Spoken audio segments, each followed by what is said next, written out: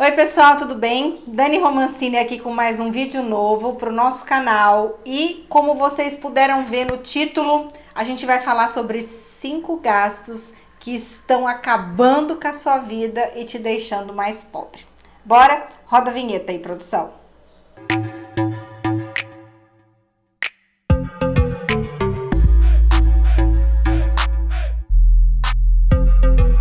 Bom, pessoal, 5 gastos, e aí eu não vou me colocar aí numa posição de que nunca errou, já contei muito da minha vida aqui para vocês, a gente vem sempre aprendendo ao longo do processo, ao longo da jornada, e justamente por isso a gente consegue compartilhar com vocês esses ensinamentos, essas orientações, para que vocês talvez não cometam os mesmos erros que um dia a gente já cometeu.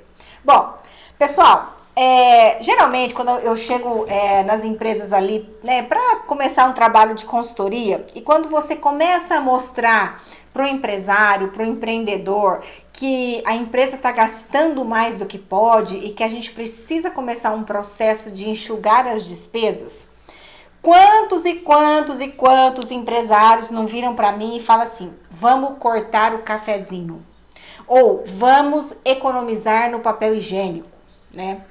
E aí não só vale isso para a empresa, como também para a organização de finanças pessoais, né? Então, assim, se você fizer o seu controle de gastos aí, perceber que você está gastando mais do que você ganha, não é cortando o cafezinho que você vai ficar rico, tá? No máximo, você vai conseguir ficar um pouco mais organizado. Só que ao longo de um período, isso vai te deixar cada vez mais infeliz e você vai continuar pobre. Tá? Então, não são os pequenos gastos que vão fazer diferença entre você ficar rico ou não, né? Claro que quando a gente fala aqui, olha, você precisa anotar todos os seus gastos, é meramente para que você tenha noção da onde está indo, para onde está indo o seu dinheiro, porque muita gente fala assim para mim: ah, mas eu não sei o que eu faço com o dinheiro, eu recebi ontem, hoje eu não tenho mais dinheiro. Então, assim, é só para que você tenha noção de onde você está gastando o seu dinheiro. Mas se houver necessidade de você cortar alguma despesa, cortar o cafezinho não vai resolver. E você quer um exemplo muito interessante de como que de fato cortar o cafezinho não funciona? Nós estamos em fevereiro de 2022, passamos aí ao longo de quase 2 anos de pandemia, né? E durante o início da pandemia, em alguns momentos depois, a gente teve o fechamento de bares, restaurantes, lanchonetes e cafeterias. Ou seja, quem tomava o seu cafezinho todo dia na padaria ou no café, precisou mudar os hábitos, porque não tinha mais a cafeteria para tomar o cafezinho. E aí eu pergunto, será que essas pessoas que deixaram de tomar o café na padaria ou na cafeteria ficaram ricas? Já respondo para você que não. Até porque o que houve ao longo da pandemia não foi um corte de despesas, né? Foi uma migração. Eu deixei de gastar com algumas coisas e passei a gastar com outras coisas, tá? Então não são os pequenos gastos. E por isso que a gente resolveu gravar esse vídeo para explicar para você quais são os 5 gastos que realmente vão fazer diferença no seu orçamento e com os quais, de fato, você tem que se preocupar. Bom, vamos lá, pessoal. Primeiro grande gasto, e esse realmente faz um estrago, e eu também já fiz isso, né? Então, fiquem ligadinhos. Sabe quando dá aquela vontade de viajar e a gente não tem dinheiro? Todo mundo se organizando para viajar para o carnaval, isso antes da pandemia, e aí você tá lá quietinha, né? Não tá nem pensando em viajar. Mas aí você começa a escutar uma conversinha aqui, o amigo vai, o vizinho vai, o primo vai, né? A cunhada vai, aí você fala assim: ah, e esse povo tudo vai viajar e eu não vou? E aí você se organiza sem ter, divide os gastos da viagem em 12 vezes no cartão de crédito e vai. E aí você vai, passa lá os seus diazinhos de carnaval e volta, porque a gente tem que voltar, né? E aí você tem 11 meses para você continuar pagando uma viagem que você já foi, já curtiu, já esqueceu, já passou. Claro que os momentos ficam ali, Mas você vai ter um sentimento de frustração, porque pelos próximos 11 meses você vai ter que trabalhar para pagar uma dívida e não para você alcançar sua liberdade financeira, tá?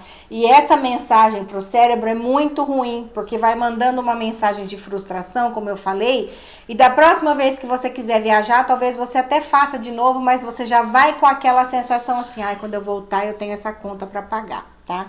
Então, o mais importante, por isso que a gente fala tanto da organização financeira, né? É que você tenha dinheiro para ir, ou que mesmo que você precise parcelar, você tenha dinheiro já guardado para essas parcelas para quando você voltar, que isso não mude o seu orçamento doméstico. Ou então que você sempre guarde dinheiro para você realizar esses sonhos de viagem. Gente, outro gasto dentro desses sonhos fora de hora, né, que eu chamei essa categoria de gastos aqui, existem os casamentos. Gente, vocês têm ideia do quanto custa? Segunda categoria, segundo gasto aqui que eu relacionei nessa categoria de sonhos fora de hora, são os casamentos, gente. Vocês têm ideia de quanto custa, em média, para fazer um casamento aqui no Brasil? Olha, eu fiz uma pesquisa e os últimos dados que eu localizei aqui foi do ano de 2017. Ou seja, de lá para cá, muita coisa já aumentou, então vocês podem considerar um valor diferente, tá? Mas em 2017, custava, em média, para você fazer uma festa de casamento, R$40.000. R$40.000 em 2017 para você fazer uma festa de casamento. Gente, e aí eu sempre gosto de mudar a maneira da gente fazer as contas, né? Porque quando a gente fala 40 mil, para uns assusta, para uns nem tanto, né? Enfim, mas aí se você falar assim, ah não, mas eu tô fazendo uma festa para 100 pessoas, para 150 pessoas, então tipo assim, às vezes a perspectiva é uma. Mas acompanhe esse raciocínio aqui comigo, para vocês entenderem como é que é complicado. Tá? Essa situação de você gastar R$40.000 numa festa de casamento. Vamos supor hoje que você ganha aí R$3.000 por mês. Desses R$3.000, você gasta R$2.500 com as suas despesas mensais. Então, todo mês aí tá sobrando R$500 para você, tá? Provavelmente, se você trabalha aí 250 horas por mês, é uma média mais ou menos que o pessoal trabalha, você tá ganhando por hora R$2.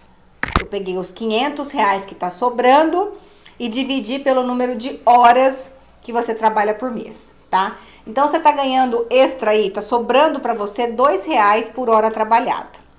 Se eu pegar esses 40 mil da festa de casamento e dividir por R$2 a sua hora trabalhada, para você pagar essa festa de casamento de R$40.000, você precisa de 20.000 horas trabalhadas ou 80 meses trabalhando para você pagar essa festa de casamento.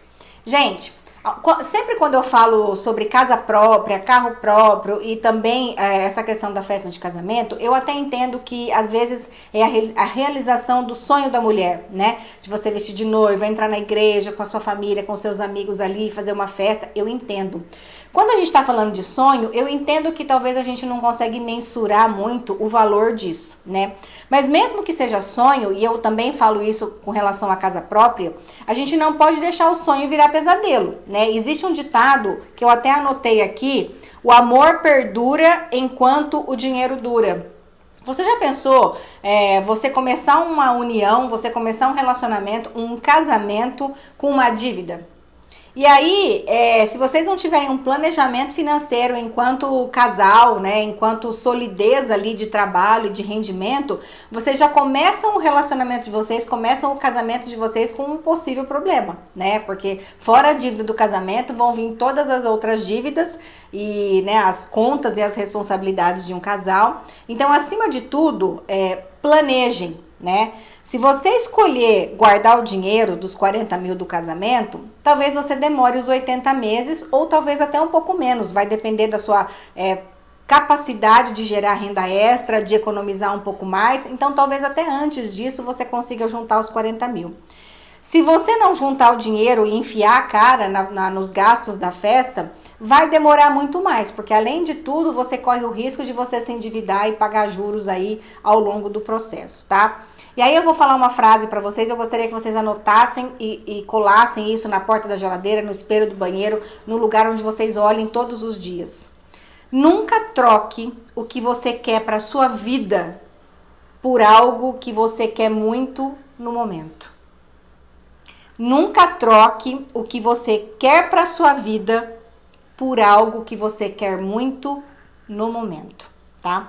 E às vezes na ânsia, né, no ímpeto da gente resolver as coisas, da gente decidir as coisas, como eu falei da viagem e também assim do casamento, né, tudo que é decidido sem planejamento, como eu falo, né, são sonhos que podem virar pesadelo. Então nada contra quem quer casar na igreja, quem quer fazer festa, né, eu não fiz nada disso, não casei, não fiz festa, não fiz nada, justamente por conta de ficar sempre fazendo uma comparação, né? Quanto que eu gastaria para fazer uma festa? E eu amo viajar, né? Então, quantas viagens eu poderia fazer com esse dinheiro da festa ao longo de um tempo muito maior do que, sei lá, 3, 4, 5 horas de festa, que talvez você nem alegra todo mundo, né? A gente vê um monte de histórias aí que as pessoas vão na festa e sempre saem reclamando de alguma coisa que não estava legal. E ao ponto que você pode gastar esse dinheiro para o casal, para você começar a sua vida com mais equilíbrio financeiro, com reserva de emergência, enfim, sem a chance de tantos perrengues aí ao longo do relacionamento. Mas é isso. Querem fazer? Façam com planejamento, tá? Outro ponto, outro gasto que compromete muito a sua saúde financeira é plano de saúde, gente. Plano de saúde, sabe aquele negócio tipo assim, mal necessário? Talvez muita gente pensa isso, igual seguro de carro, né?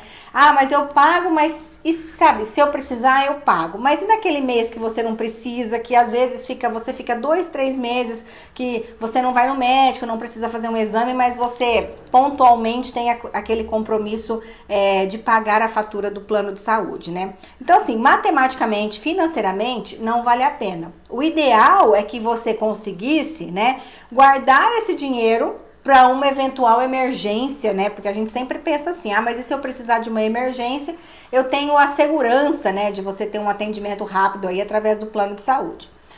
Só que assim, os planos de saúde, eles ganham muito em cima, né, na mensalidade, em cima dos valores dos serviços médicos, né, e como eu falei, se você conseguir se organizar para você guardar, não precisa ser o valor da fatura, mas se você paga ali de 100% que você paga para o plano de saúde, se você conseguir guardar de 30% a 40% desse valor, você consegue fazer uma economia, faz uma poupança saúde, vamos dizer assim, para você estar mais prevenido no caso de uma emergência e ainda você consegue economizar com esse gasto tão esquisito, né, que é plano de saúde. Um outro gasto que eu coloquei aqui, pessoal, é improdutividade. E isso eu queria que vocês tentassem acompanhar o meu raciocínio um pouquinho agora, tá? Por que a gente fala de improdutividade?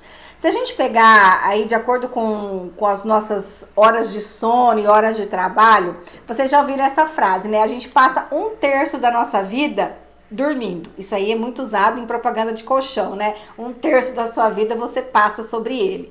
Então, 1/3 da nossa vida a gente passa dormindo. E eu até separei um dado aqui para vocês, né? Em média, ao longo da nossa vida, a gente dorme 23 anos, 9 meses e 1 semana, ok? O outro 1/3 a gente passa trabalhando, as 8 horas que a gente passa trabalhando ao longo do dia. 1/3 dormindo, 1/3 trabalhando, sobra 1/3 para a gente fazer todo o resto de atividade que a gente gosta aí de desenvolver, lazer, enfim, todo o resto de atividades tem que caber nesse outro 1/3. Então, quando a gente é improdutivo, ou seja, quando a gente produz pouco, a nossa hora trabalhada custa pouco, vale pouco, né? E isso é interessante, assim, a gente fica analisando um pouco a juventude, né? Quanto antes você conseguir ser produtivo, antes você consegue que a sua hora trabalhada valha mais, né? Por exemplo, se você tem 18, 20 anos e você já está no processo de alcançar a sua liberdade financeira, né? Quando você tiver seus 35 anos, a chance de você precisar ficar 1/3 do seu dia trabalhando, né, diminui, porque como você já vai ter uma estabilidade financeira, talvez você consiga trabalhar menos e sobrar mais tempo para você curtir e fazer as outras coisas no outro, né? Que a gente só tem um terço para trabalhar, né? Então, quanto antes a gente atingir a nossa liberdade financeira através da nossa produtividade, quanto mais a gente conseguir que a nossa hora trabalhada valha mais, para que a gente possa trabalhar cada vez menos e curtir cada vez mais, é o segredo aí pra gente ter mais, fazer o nosso dia render mais, né? Eu sempre falo, por exemplo, assim, por que às vezes, eu sempre falo dessa questão de você comprar o carro, mas tem muita gente que fala assim, não, mas eu consigo andar de Uber. Eu não conseguiria trabalhar sem o carro, né? Porque assim, eu dependo de deslocamentos talvez maiores aí, então assim, se eu for depender de ônibus, se eu for depender de um outro meio de transporte, eu vou perder muito tempo e a minha hora custa caro, porque a minha hora eu preciso estar sempre produzindo, eu preciso estar trabalhando, criando coisas, criando soluções para os meus clientes. Se eu perco esse tempo, né, no transporte, entre deslocamento de ir e vir para um cliente, eu estou sendo improdutiva nesse tempo que eu estou perdendo e não estou produzindo porque eu estou dirigindo ali. Conseguiram entender? Maravilha. Gente, um dado importante que eu quero trazer aqui para vocês com relação a transporte e moradia. Vocês sabiam que 25% do salário médio do brasileiro é gasto com transporte? E aí pode ser transporte pessoal ali, né? Transporte de carro, enfim. Mas também pode ser transporte coletivo, né? Transporte ônibus, metrô, enfim, para quem depende realmente do transporte coletivo para ir e vir trabalhar. 25% do salário fica para esse gasto, né, de transporte, de locomoção, geralmente de casa para o trabalho, do trabalho para casa. E 40% do salário, em média, vai para gastos com aluguel ou prestação de financiamento imobiliário. Somado essas duas despesas, 25% com transporte, 40% com moradia, 65% do salário médio aí do brasileiro vai para duas categorias de gasto, com transporte e com moradia. Gente, isso é muito, representa muito, né? Porque de 100% que é o nosso salário, se eu tirar 65% com apenas dois gastos, vai sobrar 35% para todo o resto das despesas e dos compromissos que a gente tem assumidos. Então, olha como é importante a gente ajustar isso, né? Tá sempre de olho e buscar as melhores opções para a gente não se perder, né? E aí, quando a gente fala sobre alugar e comprar, alugar financeiramente falando, é melhor do que comprar, tá? Eu nem vou entrar nesse mérito, tem um vídeo aqui no nosso canal falando sobre isso. Então, se você quer saber o que é melhor, alugar ou comprar, confere lá que vai esclarecer bem para você. E seguindo aqui, gente, não me matem as mamães e os papais aí, ou quem tá pensando em ter filho, quem gosta de ter filho, que é uma coisa que eu também não tenho. Mas filho também é uma despesa que acaba com o orçamento familiar. Gente, eu fiz um levantamento aqui, prestem atenção. Quanto custa para você criar um filho até a idade de 23 anos? E aí eu fiz essa pesquisa por classe social, né? Classe A, B, C e D. Começando pela classe D, que são as pessoas que ganham de 2 a 4 salários mínimos, essa família, esses pais, vão gastar até R$ 53.700 para criar um filho até os 23 anos. A classe C vai gastar R$ 407 mil. A classe B, R$ 948 mil.